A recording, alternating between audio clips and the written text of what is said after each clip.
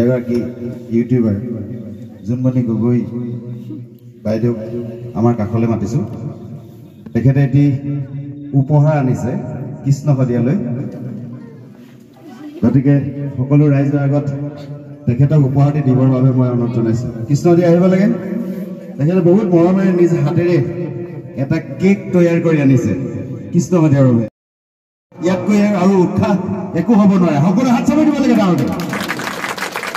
এয়া বাইদেউ খুব ইউটিউবৰ যোগেদি চিনাকি, তথাপিও এনেকুৱা এটা মৰম নিজ হাতেৰে তৈয়াৰ কৰি আনিছে। ইয়াতকৈ ডাঙৰ উৎসাহ কেতিয়া হ'ব নোৱাৰে বুলি মই মোৰ ফালৰ পৰা অনুভৱ কৰিছোঁ। কৃষ্ণ শদিয়াৰ ঘৰত উপবিষ্ট সংস্কৃতিপ্ৰেমী ৰাইজলৈ মোৰ আন্তৰিক নৱবৰ্ষৰ শুভেচ্ছা যাচিছোঁ। আজি কৃষ্ণ শদিয়াৰ ঘৰত কিয় উপস্থিত হৈছে সকলোৱে গম পাই চাগে।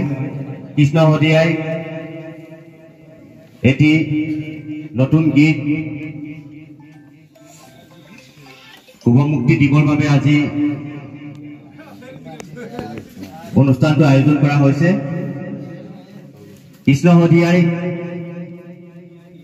শদিয়া চোনপুৰা গীতটো লিখি উলিয়াইছিল। সংগীত পৰিচালক কৰিছে ৰোহিণ ফুকনে। গীতটি গাইছে কৃষ্ণ শদিয়া আৰু টিকি সোণোৱালে। মই আমাৰ আজি আপোনালোকৰ আগত পৰিচয় কৰি দিব লৈছো কৃষ্ণ শদিয়া। কৃষ্ণ শদিয়াক এখনি ফুলাম গামোচাৰে সম্বৰ্ধনা দিবৰ বাবে বন্দনা সোণোৱালক অনুৰোধ জনাইছো।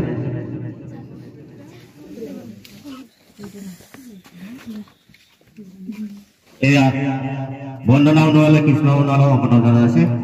সকলোৱে হাত তালি দিব লাগে। ইয়াৰ পিছতে মই চিনাকি কৰাই দিব লৈছো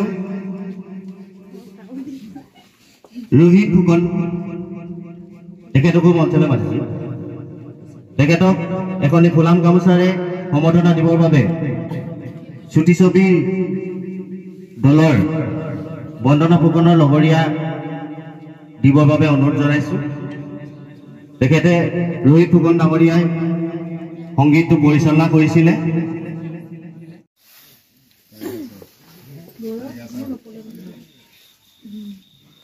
সম্বৰ্ধনা জনাইছে ৰোহিণ ফুকন ডাঙৰীয়া। ইয়াৰ পিছতে পৰিচয় কৰি দিব লৈছো আপোনালোকৰ আগত বিনোদ ঘিমিৰে, নপটীয়া প্ৰাথমিক বিদ্যালয় প্ৰধান শিক্ষক মহোদয়। তেখেতকে এখনি ফুলাম গামোচাৰে সম্বৰ্ধনা দিবৰ বাবে অনুৰোধ জনাইছো। বিনোদ ঘিমিৰে। ইয়াৰ পিছতে পৰিচয় কৰি দিব লৈছো আপোনালোকৰ আগত জুন শদিয়া ইউটিউবাৰ। তেখেতকো এখনি ফুলাম গামোচাৰে সম্বৰ্ধনা দিবৰ বাবে অনুৰোধ জনাইছো।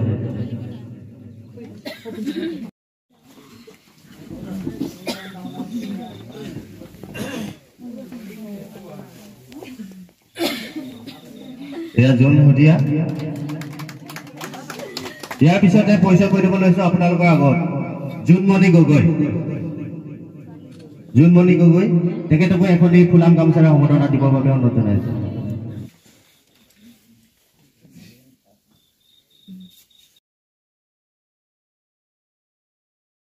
জুনমণি গগৈ। ইয়াৰ পিছতে পৰিচয় কৰি দিব লৈছো আৰু এখনি ফুলাম গামোচাৰে সম্বৰ্ধনা দিবৰ বাবে অনুৰোধ জনাইছো চেহা গগৈ, ইউটিউবাৰ চেহা গগৈ। এয়া চেহা গগৈ। ইয়াৰ পিছৰ কাৰ্যসূচী চলাই দিবৰ বাবে মই ৰোহিণ ফুকন ডাঙৰীয়াক অনুৰোধ জনাইছো। ধন্যবাদ। কবিতা সুন্দৰ অনুষ্ঠান। সকলোৱে আশা পালি আছে কৃষ্ণ শদিয়াৰ গীতটি শুনি। প্ৰথমতে মই আমাৰ ছাৰক সন্মান যাচিব বিচাৰিছো। ছাৰক আসন গ্ৰহণ কৰিছো আৰু তেখেতকে আমি এই গীতটিৰ শুভ উদ্বোধক হিচাপে মই আসন কৰিবলৈ অনুৰোধ কৰিছো। দ্বিতীয়তে চৈত্যৰাম দলে। এয়া চৈত্যৰাম দলে। আৰু তেখেতৰ কাষতে বহিবৰ কাৰণে ৰত্নেশ্বৰ দলে ডাঙৰীয়া অনুৰোধ জনাইছো। মনক সোণোৱাল তেখেতৰ কাষত বহিবৰ বাবে অনুৰোধ জনাইছো। অংকজ চাংমাই আৰু অজিতেশ বিশ্বাস তেখেতসকলকো আসন গ্ৰহণ কৰিবৰ বাবে অনুৰোধ জনাইছো। ধন্যবাদ। গতিকে এতিয়া কেকটো বাইদেউ আহি সজাই দিলে ভাল হ'ব নেকি? কেনেকৈ সজায়? কাৰণ তেওঁ বনাইছে যিহেতু নিজেই। ফুকন ভইচ অফ আছাম বুলি এতিয়া মই ব্লগ আৰম্ভ কৰিছোঁ। গতিকে আপোনালোকে পাৰিলে চাব আৰু তাতে কৃষ্ণৰ বিষয়ে মই উল্লেখ কৰিব বিচাৰিছোঁ। কি হয় কৃষ্ণগুৰু কেনেকুৱা পৰিৱেশটো অকণমান দেখাব বিচাৰিছোঁ। শুভ মুহূৰ্তলৈ আগবাঢ়িছে। এয়া বন্তি প্ৰজ্বলন কৰিছে কৃষ্ণ শদিয়া নিজেই। আৰু আশা কৰক সকলোৱে আশীৰ্বাদ কৰক বন্তি গছি যেনেকৈ জ্বলি উঠিছে তেওঁৰ ভৱিষ্যতো যাতে এনেদৰেই জ্বলি উঠক। সকলোৱে এবাৰ জোৰকে হাত চাপৰি বজাব লাগিব। আৰু এতিয়া আমাৰ পাল কেক কটাৰ এইফালে আহিব লাগে। আৰু যিগৰাকীয়ে দিছে তেখেতক কেক কাটিবলৈ সহায় কৰিব নকওঁ বাৰু, কাৰণ তেওঁ নিজে ভিডিঅ' বনাই আছে যিহেতু তেওঁৰ ক্লিপবিলাক ল'বই নোৱাৰে। গতিকে ছাৰকে অকণমান সহায় কৰি দিবলৈ মই অনুৰোধ জনাইছোঁ।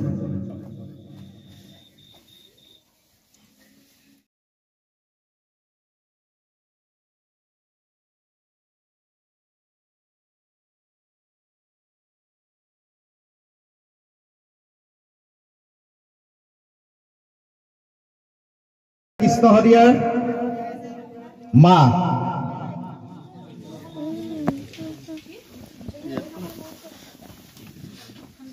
বিশেষভাৱে সক্ষম এগৰাকী বৃদ্ধ মাতৃ, কিন্তু এইগৰাকী মাতৃৰ কোখতে জন্ম হৈছে কৃষ্ণ শদিয়াৰ নিচিনা এগৰাকী সন্তান, যাৰ বাবে আমি সকলোৱে ইয়াত বিভিন্ন ঠাইৰ পৰা আহি সমবেত হৈছোঁ। আৰু তেখেতৰ পিতৃকো আমি আপোনালোকৰ আগত পৰিচয় কৰাই দিব বিচাৰিছোঁ। এজন চহা গাঁৱলীয়া কৃষক, তেওঁলোকৰ ঔৰসতে জন্মগ্ৰহণ কৰিছিলে কৃষ্ণ নিচিনা পুত্ৰ প্ৰত্যেক ঘৰে ঘৰে জন্ম হওক আজিৰ দিনত মই তাৰে কামনা কৰিছোঁ। আটাইতকৈ বেছি ছাপোৰ্ট কৰি আগবঢ়াই দিয়া মানুহগৰাকীয়ে হৈছে তেখেতৰ পৰিয়াল। তেখেতকো মই ৰাইজৰ আগত পৰিচয় কৰাই দিছোঁ। মোৰ ওচৰলৈ যেতিয়া গান কৰিবলৈ গৈছিলে এওঁ মোক ভুলতে কৈ পালে, কিন্তু আজি মই ৰাইজৰ আগত কৈ দিম কথাষাৰ, লাজ কৰিব নালাগে। এওঁ মোক ভুলতে কৈ পাইছে যে পইচা নাছিলে, মোৰ মানুহজনীয়ে কুকুৰা বেচি কিনে ৩,০০০ টকা দি পঠিয়াইছিলে। কেনেকুৱা এটা ছাপোৰ্ট আছে তেওঁৰ মানুহগৰাকীৰ। গতিকে তেওঁৰ বাবে এটা জোৰদাৰ হাত চাপৰি হ'ব লাগে। প্ৰথমতে কেকটো কাটিবলৈ অনুৰোধ কৰিছোঁ।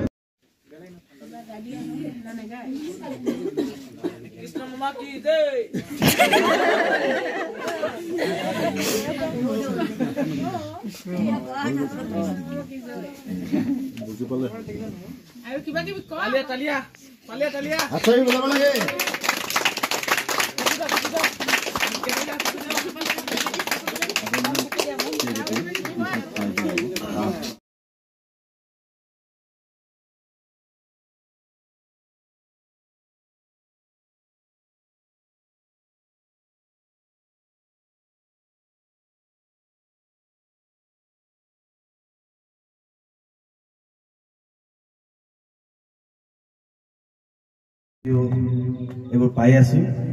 গতিকে আমাৰ এই অঞ্চলৰ পিছপৰা অঞ্চলৰ এজন যুৱকে আজি ইউটিউবত ভিডিঅ'ৰ লগতে আজি এটা শদিয়া চোনপুৰা বুলি গান ইয়াত গাই আজি অলপ পিছতে আমাৰ গান মুকলি কৰি দিয়া হ'ব। গতিকে আজি মই এই অনুষ্ঠানত উপস্থিত হৈ নথৈ আনন্দিত হৈছোঁ। মই নিজকে গৌৰৱ অনুভৱ কৰিছোঁ যে বুকাতে পদুম গজে। গতিকে আমি ইয়াত এটা কথা দেখিলোঁ যে সুন্দৰ অনুষ্ঠানটোত উপস্থিত থকা প্ৰত্যেকজন সংগীত প্ৰেমী বুলি কৈছোঁ, লগতে আমাৰ শদিয়াৰ চোনপুৰা নপটীয়াৰ প্ৰত্যেকজন উপস্থিত থকা সকলো এইখন গাঁৱৰ ৰাইজ তথা দূৰ দূৰণিৰ পৰা অহা অতিথিবৃন্দ সকলোকে শুভ সন্ধিয়া জনাইছোঁ। লগতে ইংৰাজী নৱবৰ্ষৰ শুভেচ্ছা জনাইছোঁ আৰু আহিবলগীয়া আমাৰ বাপতি সাহোন ভোগালী বিহুৰ শুভেচ্ছা জনাইছোঁ। আৰু আজি মানে আমাৰ শদিয়াৰ এজন সংগীত শিল্পী কৃষ্ণ শদিয়াই এটি সংগীত উন্মোচন কৰিব, শুভমুক্তি দিব। আমি সকলোৱে কওঁ আমাৰ অসমীয়া ভাষা জীয়াই ৰাখিব লাগে, অসমীয়া জাতিক জীয়াই ৰাখিব লাগে, কিন্তু অসমীয়া ভাষা অসমীয়া জাতিক জীয়াই ৰাখিবলৈ হ'লে আমি আমাৰ নিজৰ কৃষ্টি সংস্কৃতি ভাষা সাহিত্য শিল্প সংগীত এই সকলোবোৰক ভাল পাব লাগিব। যদি আমি আমাৰ সাহিত্য বা সংগীত শিল্প এইবিলাক যদি আমি আগুৱাই লৈ নাযাওঁ বা উঠি অহা নৱপ্ৰজন্মক আমি সাহিত্যৰ ক্ষেত্ৰতে হওক বা সংগীতৰ ক্ষেত্ৰতে হওক বা শিল্পৰ ক্ষেত্ৰতে হওক তেনেবোৰ কাৰ্যত যদি আমি অনুপ্ৰেৰণা নিদিওঁ তেনেহ'লে আমাৰ উঠি অহা নৱপ্ৰজন্মই বহুত মনত দুখ পাব আৰু তেওঁলোকৰ নিজৰ যাত্ৰাত কেতিয়াও সফল হ'ব নোৱাৰিব। সেইকাৰণে আজি ইমান ৰাতিও ঠাণ্ডাত আহিলোঁ, কাৰণ কৃষ্ণ শদিয়াক লগ পোৱা নাছিলোঁ যদিও এটা ফোনতে আহি ইয়াত পালোহি, যাতে মোৰ ভিডিঅ'ৰ জৰিয়তে কৃষ্ণই যাতে অসমৰ ৰাইজৰ মাজত এটা চিনাকি লাভ কৰিব পাৰে তাকে কামনা কৰিছোঁ। আৰু আজিৰ এই অনুষ্ঠানটোত উপস্থিত থাকিবলৈ পাই বহুত সুখী হৈছোঁ। লগতে কৃষ্ণক শুভেচ্ছা জনাইছোঁ। অনাগত দিনত আমাৰ শদিয়াৰ পৰা এজন ভাল সংগীত শিল্পী হৈ অসমীয়া ৰাইজৰ মাজত নিজৰ এটা সুকীয়া পৰিচয় যাতে লাভ কৰিবলৈ সক্ষম হয়। লগতে আমাৰ অসমবাসী ৰাইজকো অনুৰোধ কৰিছোঁ, কৃষ্ণ শদিয়াই মানে ইমান এটা ভিতৰুৱা অঞ্চল, আমিও শদিয়াৰে হয় যদিও আমাৰ অঞ্চলটো ইমান ভিতৰুৱা নহয়, কৃষ্ণহঁতৰ অঞ্চলটো ইমানেই ভিতৰুৱা। আমি শদিয়াতে বাস কৰিও আজি ৰাস্তাটো 2 ঘণ্টা লাগিলে বিচাৰি উলিয়াব নোৱাৰিছিলোঁ, ইমানেই ভিতৰত। আৰু ইমান ভিতৰৰ পৰা গৈও যে নিজৰ সপোনবোৰক সফল কৰিবৰ কাৰণে নিজৰ সপোনক বাস্তৱ কৰিবৰ কাৰণে ইমানখিনি কষ্ট কৰিছে, এই কষ্ট যাতে সাৰ্থক হয় তাকে কামনা কৰিছোঁ। লগতে কৃষ্ণৰ গীতি উন্মোচনীৰ কাৰণে মই তেওঁক অনুৰোধ কৰিছোঁ। ধন্যবাদ।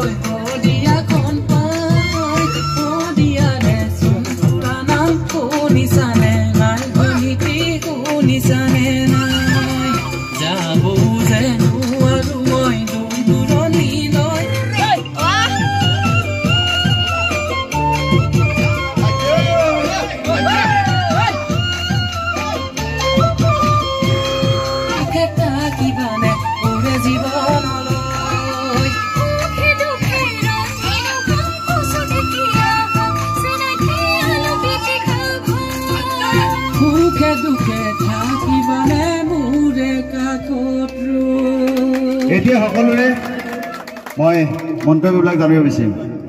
মই প্ৰথমতেই গীতটো শুনি কেনে পালে আমাৰ স্বতন্ত্ৰ শিক্ষাগুৰু ছাৰক মই জানিব বিচাৰিম, কেনেকুৱা পালে?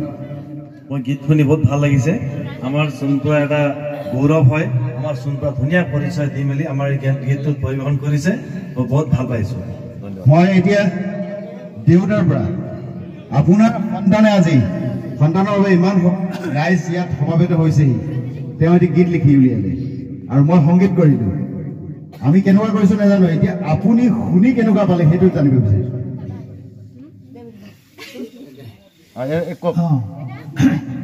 ভালে হৈছে আৰু দেখিছোঁ নামে গামে সকলোখিনিয়ে এনেকৈ আগবাঢ়ি নাযালেনো পাছত ল'ৰা ছোৱালীকো উপায় জানিব কি কৰি খাব গাঁৱৰ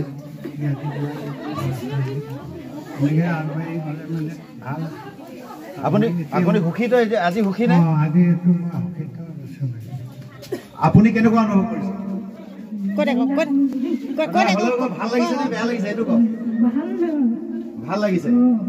ভাল লাগিছে নে বেয়া লাগিছে এইটো কওক ভাল লাগিছে ভাল লাগিছে মাক দেউতাক সুখী তেওঁৰ শ্ৰীমতীৰ পৰা মই জানি গৈছো কেনেকুৱা অনুভৱ হৈছে মোৰ কি কয় এতিয়া সকলো ৰাইজক দেখি মনত ভাল লাগিছে তেনেকে ৰাইজে আকলি লয় নহয় জানো দেখিছো আপোনাৰ অকমান আনন্দৰ চকুলো যেন অকমান চকুলো হেমেকা হেমেকা যেন হৈছে আনন্দৰ চকুলো দুখৰ নহয় কিন্তু সুখৰ চকুলোৱে খুব এই ছাৰসকলৰ ওচৰলৈ আগবাঢ়িছো মই এতিয়া আপোনাৰ কি অনুভৱ খুব ভাল লগা এটা মুহূৰ্ত আচলতে কৃষ্ণ শদিয়াক আমি আগৰ পৰা চিনি পাওঁ তেওঁ আচলতে আমি এজন ইউটিউবাৰ বা এজন ভাল অভিভাৱক বা এজন নাটক কৰি ভাল পোৱা এজন যুৱক বুলি ভাবিছিলোঁ কিন্তু তেওঁৰ মাজত যে এনেকুৱা এটা গীতৰ বা সংগীতৰ এটা প্ৰতিভা আছে আজি নতুন এটা চিনাকি পালোঁ খুব তেওঁলোক আৰু তেওঁৰ উজ্জ্বল ভৱিষ্যত কামনা কৰিছোঁ আচলতে নিজৰ ঠাইখন ভাল পায় এটা নিভাজ এটা নিজৰ ঠাইখনক লৈ এটা প্ৰতিষ্ঠা কৰাৰ যি এটা পৰিকল্পনা বা তেওঁৰ যিটো চিন্তা খুব শলাগিবলগীয়া আচলতে বৰ্তমান সময়ত ছ'চিয়েল মিডিয়া এনেকুৱা এটা ষ্টেজ য'ত নেকি নিজৰ প্ৰতিভাখিনি বিকাশ কৰাৰ খুব কম সময়ৰ ভিতৰতে নিজক প্ৰতিভাখিনি তাৰমানে বিকাশ কৰাৰ এটা ফল হয় গতিকে যিসকলে ভালকৈ তেওঁলোকে যদি পাৰে যাৰ তাৰমানে প্ৰতিভা আছে তেওঁলোকে নিজৰ প্ৰতিভাখিনি বিকাশ হওক ঠাইখনক দেখুৱাওক আৰু নিজৰ ঠাইখন আচলতে উপস্থাপন কৰিব পৰাটো বহুত ডাঙৰ কথা সকলোৱে কথা ক'ব পাৰে কিন্তু তাকে অলপ বেলেগকৈ নিজক যদি প্ৰতিষ্ঠা কৰিব পাৰে খুব ভাল লক্ষণ আচলতে তেওঁলোকে খুব শুভেচ্ছা জ্ঞাপন কৰিছোঁ আমাৰ কাষতে আছে আচলতে মই আপোনালোকে স্বাৰ্থপৰ বুলি ক'লে মই ক'বলৈ খুজিছোঁ আচলতে এতিয়া যোন শদিয়া আহিছে আজি প্ৰথমবাৰ দেখিছোঁ সন্মুখত কিন্তু এনেই তেওঁৰ ইউটিউব চাওঁ তেওঁ আচলতে শদিয়াখনৰ তেওঁৰ কামখিনি মই আচলতে মোৰ কোৱাৰ একো মই তেওঁলোকক বিশ্লেষণ কৰিব খোজা নাই তেওঁৰ ভিডিঅ'বোৰ এইকাৰণে চাই বুলি মানে ভাবোঁ আচলতে যিখিনি তেওঁৰ নিভাজ নিজৰ ঠাইখনক লৈ কেতিয়াবা নিজৰ কামখিনিক লৈ নিজৰ ঘৰত তেওঁ কেনেকৈ চলে নিজৰ মোৰ গাঁওখন কেনেকুৱা মোৰ ঘৰখন কেনেকুৱা যিটো সহজ সৰল যিটো ভিডিঅ' আচলতে তেনেকুৱা ভিডিঅ'কে মানুহে ভাল পোৱা পাই যেন মোৰ অনুভৱ হয় হয়তো বহুতে বহুত ধৰণৰ টাউন চহৰে ঘূৰে সেইবোৰ আচলতে মানুহে আমোৱালে ভাল নালাগে নিজৰ যিখিনি নিজৰ ভিতৰত নিজৰ মানুহজনক যিটো চিনাক্ত কৰিব পৰা চিনাকি কৰিব দিব পৰা যিটো সত্যবাদিতা সহজ সৰল সেই যিটো শদিয়াৰ থলুৱা কথাখিনি যেতিয়া কোৱা হৈছে খুব এটা মানে ইম'চনেল আৰু ভাল লগা আচলতে তেনেকুৱা হ'ব লাগে আৰু তেওঁলোকে কৃষ্ণ শদিয়াৰ এই কৃষ্ণ শদিয়াৰ শদিয়া চোনপুৰা শীৰ্ষক সংগীতটো খুব জনপ্ৰিয় হওক আমাৰ বিহু আহি আছে আমাৰ হেৰি আহি আছে আমাৰ সেইখিনি সকলোৱে শুনক তাকে কামনা কৰিছোঁ ধন্যবাদ আন এগৰাকী আছে শিক্ষাগুৰু তেওঁৰ পৰা আমি চমুকৈ দুআষাৰমান জানিব বিচাৰিম হয় গানটো ভাল লাগিছে মই এটাই বুজিছোঁ এইখনি গাঁও বুকুৰ আপোন সঁচাই আপোন খোজে কাটিলেও কৃষ্ণদাক চিনি পাইছিলোঁ আগতেও আহিছোঁ কিন্তু গানটোত নিভাজ অসমীয়াৰ এটা আভাস পোৱা গৈছে ভাল লাগিছে আৰু বিশেষকৈ চোনপুৰা অঞ্চলটোৰ নিজৰ গাঁওখনৰ পৰিচয় সুন্দৰভাৱে প্ৰকাশ কৰিছে সেইবাবে মই কৃষ্ণদাক ধন্যবাদ জনাইছোঁ আৰু ভৱিষ্যতে আগবাঢ়ি যাবলৈ অনুৰোধ